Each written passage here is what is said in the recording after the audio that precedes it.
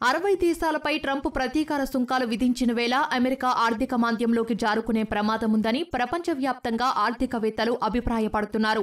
America అధ్యక్షుడు Trump ప్రకటించిన ప్రతీకార సుంకాల ప్రభావంతో దేశంలో ద్రవ్యోల్బణం పెరగడంతో పాటు ఆర్థిక మాంద్యం వచ్చే ప్రమాదముందని JP Morgan CEO Jamie Dimon అభిప్రాయపడ్డారు. వాటాదారులకు విడుదల చేసిన వార్షిక లేఖలో ఆయన పలు అంశాలను ప్రస్తావించారు.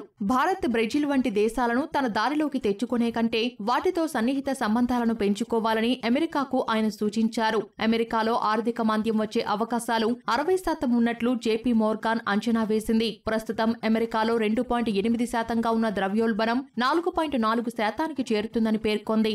గోల్డ్మన్ సాక్స్ కూడా అమెరికాలో ఆర్థిక మాంద్యం వచ్చే అవకాశాలను 35% నుంచి 45% పెంచింది. విదేశాల నుంచి అమెరికాకు వచ్చే వస్తువులపై సుంకాలు పెరగడంతో వాటి ధర పెరిగి అది అమెరికన్లపై భారం పడనుంది. 2024లో 2.8% వృద్ధి చెందిన అమెరికా ఆర్థిక వ్యవస్థ ఇప్పుడు టారిఫ్ల కారణంగా క్షీణించే అవకాశముందని నిపుణులు చెబుతున్నారు. ఆర్థిక మాంద్యం భయాలను గతంలోనూ ట్రంప్ తోసిపుచ్చలేదు. అనారోగ్యం తగ్గాలంటే చేదుమాత్ర వేసుకోక తప్పదని ఇటీవల ట్రంప్ వ్యాఖ్యానించారు. అమెరికా అధ్యక్షుడు ట్రంప్నకు అతిపెద్ద మద్దతుదారుగా నిలిచిన సంపన్నుడు బిల్ అక్మెన్ కూడా టారిఫ్లను తప్పుపట్టారు. దీనికి ఎకనామిక్ న్యూక్లియర్ వింటర్ గా అభివర్ణించారు. సాధారణంగా అణుయుద్ధం పర్యవసానాలను న్యూక్లియర్ వింటర్ గా పేర్కొంటారు.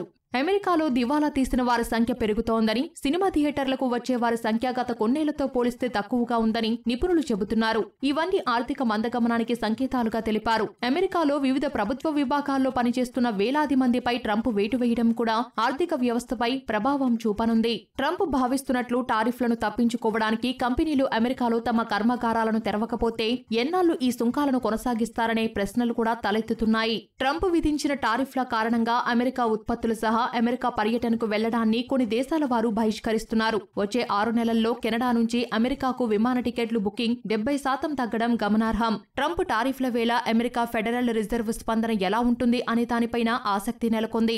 జూన్లో జరిగే సమావేశంలో వడ్డీ రేట్లను ఫెడ్ తగ్గించవచ్చని ఆర్థికవేత్తలు అంచనా వేస్తున్నారు. ఈ ఏడాది 3 సార్లు వడ్డీ రేట్లను ఫెడ్ తగ్గించవచ్చని భావిస్తున్నారు. అయితే ట్రంప్ విధించిన టారిఫ్లు అమల్లోకి రాకముందే అమెరికాలో ద్రవ్యోల్బణం నిర్దేశించుకున్న లక్ష్యం 2 కంటే ఎక్కువగా ఉండటం ఫెడ్ ను సంక్లిష్ట పరిస్థితుల్లోకి నెట్టింది.